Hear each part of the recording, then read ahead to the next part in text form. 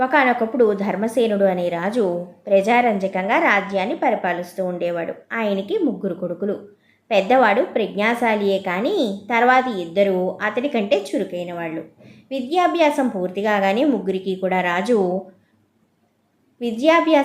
కాగానే రాజు కావాలి అనే అభిలాష పుట్టుకొచ్చింది. ఇది గ్రహించి ప్రతి వాళ్ళు కూడా వాళ్ళని చేరదీసిన వాళ్ళ చుట్టూ చేరి వాళ్ళకి దుర్బోధలు చేయసాగారు. ఈ విధంగా కొంతకాలానికి రాజు కొలువులో అన్ని విభాగాల వారు కూడా 3 తెగలుగా విడిపోయారు. ధర్మసేనుడికి ఈ పరిస్థితి చికాకుని కలిగించింది. ఆయన ఒక నిర్ణయం తీసుకున్నాడు. అదేంటంటే కొంతకాలం పాటు భార్యాబిడ్డలకి తన రాజ్యాన్ని వదిలిపెట్టి సమీపారణ్యంలో కొంతకాలం గడిపి వద్దాం అనుకున్నాడు. అదే విషయం భార్యాబిడ్డలకి కూడా చెప్పి కొడుకుల్ని తనకంటే రాణి బాగా అదుపు చేయగలదు అనే నమ్మకంతో రాజు అరణ్యానికి బయలుదేరి వెళ్ళాడు. అక్కడ అరణ్యంలో ధర్మసేనుడికి వాసవుడు అనే అతను తటస్థపడ్డాడు. వాసవుడికి బంధుమిత్రులు అంటే రోత పుట్టుకొచ్చింది. విరక్తి భావంతో అరణ్యానికి వచ్చి చేరుకున్నాడు. ఆయన భార్యాబిడ్డలు కూడా ఆయన వెంట వచ్చి అరణ్యంలో ఉంటూ ఉన్నారు. వాళ్ళొక పర్ణకుటీరాన్ని నిర్మించుకుని అరణ్యంలో లభించే పదార్థాలతో తృప్తి పడుతూ సుఖంగా జీవిస్తూ ఉన్నారు. ధర్మసేనుడు వాసవుడి కథ విని ఆశ్చర్యపడి, ఇలా ఎంతకాలమని ఇక్కడ ఉంటారు? అయినా ఈ అరణ్య జీవితం మీకు విసుగనిపించట్లేదా అని అడిగాడు. ప్రతి మనిషి తన భార్యాబిడ్డల కోసం జీవిస్తాడు. నా భార్యాబిడ్డలు నాతోనే ఉన్నారు, ఇక విసుగు దేనికి అన్నాడు వాసవుడు. ఇందుకు ధర్మసేనుడు, మనిషి సంఘజీవి, మనుషులకి దూరంగా ఉండటంలో ఆనందం ఏముంటుంది? మీ బిడ్డలు పెద్దవాళ్ళయ్యేసరికి మనుషుల యొక్క సాంప్రదాయాలు పద్ధతులు తెలియకుండా పోతాయి. ఏదో ఒక రోజున వాళ్ళైనా మనుషుల మధ్య జీవించాల్సిందే కదా అన్నాడు. మనుషుల సాంప్రదాయాల గురించి, వాటి మంచి చెడ్డల గురించి విశ్లేషిస్తూ నేను కథలు రాస్తూ ఉన్నాను. అదే నా బిడ్డలకి చదువు.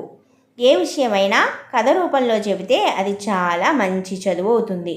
పంచతంత్రం కథలు అదే కదా రుజువు చేస్తూ ఉన్నాయి.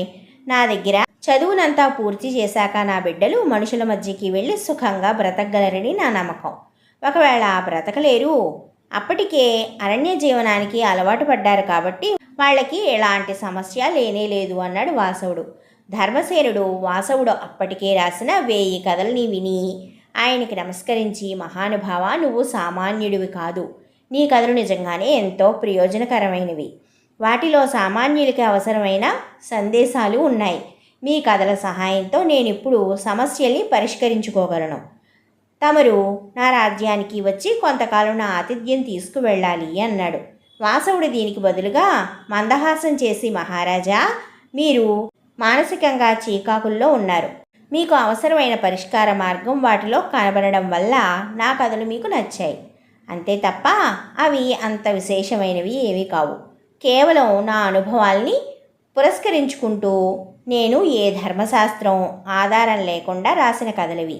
వీటి ద్వారా ప్రజలకి సందేశం ఇవ్వాలని నేను అనుకోవడం లేదు. నా తృప్తి కోసం నేను రాసుకున్నానంతే. ఈ కథలకి మీ ద్వారా ప్రచారం లభిస్తే అది నా అదృష్టంగా భావిస్తాను. అయితే మరొక సంవత్సర కాలం దాకా నేను కథలు రాయదలిచాను. ఆ లక్ష్యం పూర్తయ్యాక తప్పక మీ రాజ్యానికి వచ్చి తమ దర్శనం చేసుకోగలను అన్నాడు. ధర్మసేనుడు సరే అని తన రాజ్యం చేరి వంశపారంపర్యంగా రాజ్యాన్నేలే హక్కుల్ని తన బిడ్డలకి రద్దు చేసి ప్రజలే ప్రభువుల్ని ఎన్నుకునే కొత్త పద్ధతిని ప్రవేశపెట్టాడు. ఆ విధంగా రాజ్యకాంక్ష ఉన్న వాళ్ళందరూ కూడా అనుచరుల్ని చేరదీయడం మానేసి ప్రజాసేవ గురించి ఆలోచించడం తప్పనిసరి అయింది. ఇది ఇలా ఉండగా వాసవుడు రాజిచ్చిన మాట ప్రకారం ధర్మసేనుడు రాజ్యానికి బయలుదేరాడు. భార్యాబిడ్డలు వెంటరాగా ముందుగా ఆయన ఒక పట్టణం చేరుకుని ధర్మసత్రంలో బస చేశాడు. అక్కడ ఆయనకి సమీరుడు అనే యువకుడు తటస్థపడ్డాడు. సమీరుడు వాసవుడెవరో, ఎందుకు అక్కడికి వచ్చాడో తెలుసుకున్నాక ఆయనకి నమస్కరించి, అయ్యా, తమరిని కలుసుకోవడం నా అదృష్టం. అనుభవంలోకి వచ్చిన విశేషాలన్నీ కూడా కథల రూపంలోకి మార్చి రాయడం నాకు అలవాటుంది. అలా ఇప్పటికీ 100 కథల్ని రాశాను. వాటిపై మీ అభిప్రాయం చెప్పాలి అన్నాడు. వాసవుడు సరేనని సమీరుడి కథలన్నీ చదివే వరకు కూడా అక్కడే ఉన్నాడు. తర్వాత ఆయన సమీరుడి కథల్ని మెచ్చుకుని, నాయన, ఎన్నో ఏళ్ల అనుభవంతో సాధించిన నా విద్యని చిన్నతనంలో ఇంత త్వరగా నువ్వు సాధించావు. నీ వంటి వాడికి మహారాజ ప్రాపకం ఉంటే ప్రజలకెంతో మేలు జరుగుతుంది. నీ గురించి రాజు ధర్మసేనుడికి చెప్తాను అన్నాడు. దీనికి సమీరుడు ఎంతగానో మెచ్చుకుని సంతోషించి, అయ్యా, మహారాజు ప్రాపకం పట్ల నాకు ఆసక్తి లేదు. నా తృప్తి కోసం కథలు రాస్తూ ఉన్నాను. ఎన్నో గొప్ప కథలు రాసిన మీరు నా కథల్ని మెచ్చుకోవడం నాకు గర్వకారణం. ఇప్పుడు మీకు నేను రాసిన కథలన్నింటిలోనూ గొప్పదని నేను అనుకునే కథని చూపిస్తాను. మీ అభిప్రాయం చెప్పాలి అన్నాడు. వాసవుడు సమీరుడు ఇచ్చిన తాళపత్రాల్ని తీసుకుని కథ చదివి, నాయనా, నాకు ఈ కథ గజిబిజిగా ఉండి అర్థం కావడం లేదు. నువ్వు కాస్త వివరించి చెప్పగలవా అన్నాడు. సమీరుడికి మనస్సు చివుక్కుమంది. మీకు నా కథ నచ్చలేదా?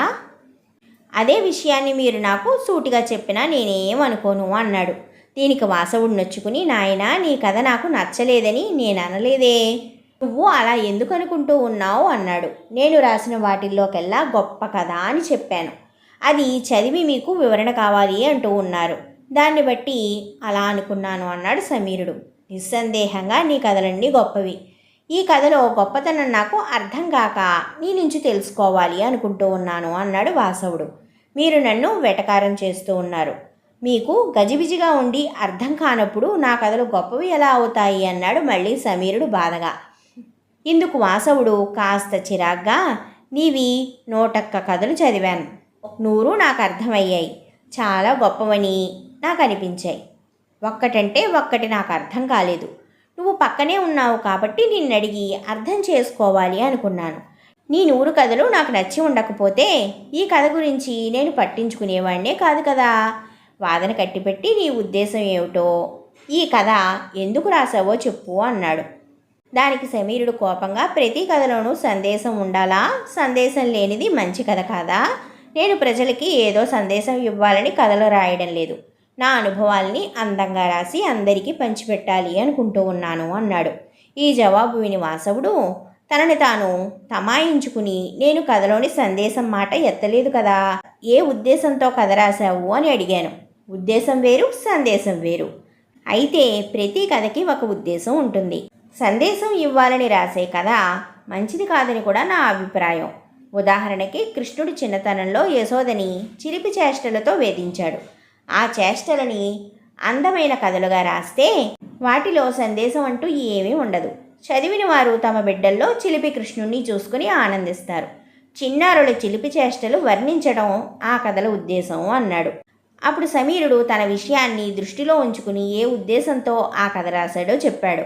ఒక ప్రసిద్ధ దేవాలయంలో కొందరు శిల్పులు ఉండేవారు. వాళ్లల్లో ఒక యువ శిల్పి తయారు చేసిన శిల్పాలు అద్భుతంగా ఉండేవి. అయినా ప్రధాన శిల్పి అవి బాగాలేవని ఈసడించి వాటిని ఆలయ ధర్మకర్తలు చూడకుండా అడ్డుకునేవాడు. చివరికి యువశిల్పి విసిగిపోయి తాను చెక్కిన శిల్పాలన్నింటినీ కూడా విరగ్గొట్టి జీవితం పట్ల విరక్తుడై ఎటో వెళ్ళిపోయాడు. ఇప్పుడు నేను మీకు వివరించిన కథ గురించి తమ అభిప్రాయం ఏమిటో చెప్పండి అని అడిగాడు సమీరుడు.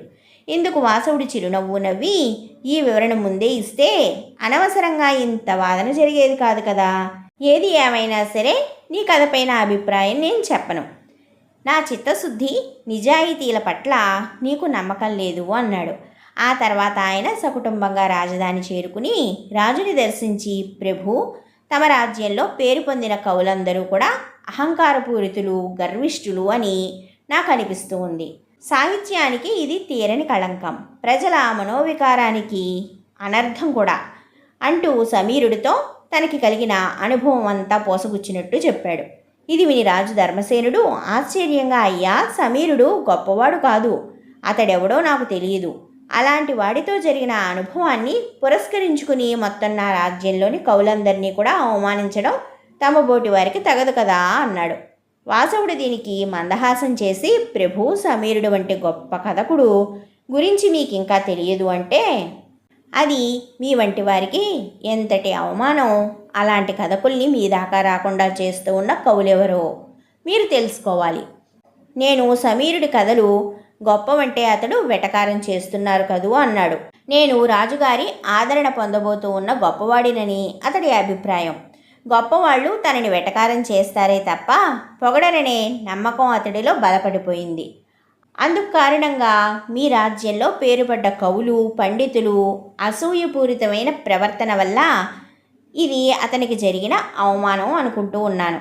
పేరు పొందిన వారిలో వినయ గుణం ఉంటుందని, వాళ్ళు కథకుడిలో కాక కథలో గొప్పతనం వెతకటానికి తాపత్రయపడతారని సమీరుడు వంటి వాళ్ళు తెలుసుకునేలాగా చెయ్యాలి. మీరు సాహిత్యాన్ని ఆదరించాలి అన్నాడు. ధర్మసేనుడు వాసవుడి హెచ్చరికని గ్రహించి సమీరుడు వంటి వాళ్ళని వెతికి పట్టుకుని ఆదరించే పద్ధతుల్ని అనుసరించి సాహిత్య పోషకుడిగా పేరు తెచ్చుకున్నాడు. కథ కంచికి మనం ఇంటికి. ఈ కథ నాతో పాటు మీ అందరికీ కూడా నచ్చింది అనుకుంటూ ఉన్నాను. మీ సపోర్ట్ మాకు చాలా ఇంపార్టెంట్. అంచేత మర్చిపోకుండా మా కథని లైక్ చేసి, షేర్ చేసి, కామెంట్ చేయండి. మీరు కనుక ఇదే మొదటిసారిగా మా ఉమా చందమామ కథల ఛానల్ చూస్తూ ఉన్నట్లయితే మా ఛానల్ సబ్స్క్రైబ్ చేసుకుని పక్కనే ఉన్న బెల్ ఐకాన్ యాక్టివేట్ చేసుకోండి. మనం తిరిగి మరొక మంచి చందమామ కథతో మళ్ళీ కలుసుకుందాం.